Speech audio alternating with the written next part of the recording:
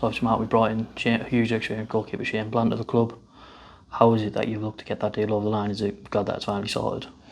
Yeah, it came out the blue. Shane was become available very, very quickly, and as soon as I was aware of that, I acted as quick as I was aware. I met him within hours, and we sort of talked about what the football club is looking to do going forward here, and explained how important it was to become part of something that's hopefully going to be very, very successful.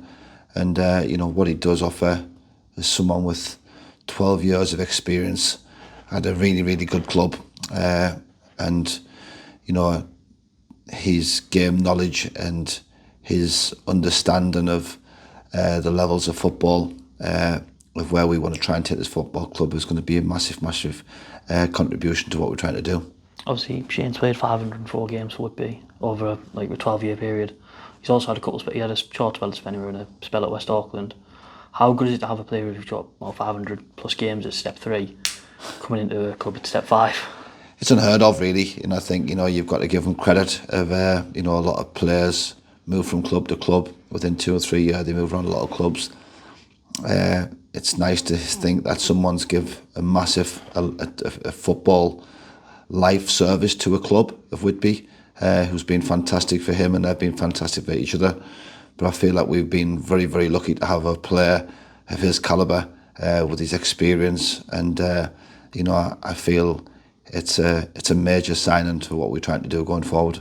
Obviously, Shane was captain at Whitby for a number of years. How good is it to kind of have someone of that experience who's captain a good step 3 team coming into a dressing room that is, well, it's probably going to be full of a lot of new players. It's good to kind of have a few leaders in the dressing room early on. Experience is really important, isn't it? I think, and you gain that through sort of getting in your season after season, and I said, having that sort of responsibility of being a captain as a goalkeeper is a big responsibility to have going with the club, and I feel that it'll be another leader that you have on the pitch. You're not relying on sort of just your outfield player being the leader. You've got leadership right throughout the middle of your team, right throughout the spine, and I feel it'll be fantastic with that sort of contribution towards what we're trying to do going forward. Obviously, he's coming in, he's played 500 games at step 3, so he's obviously very consistent, very professional.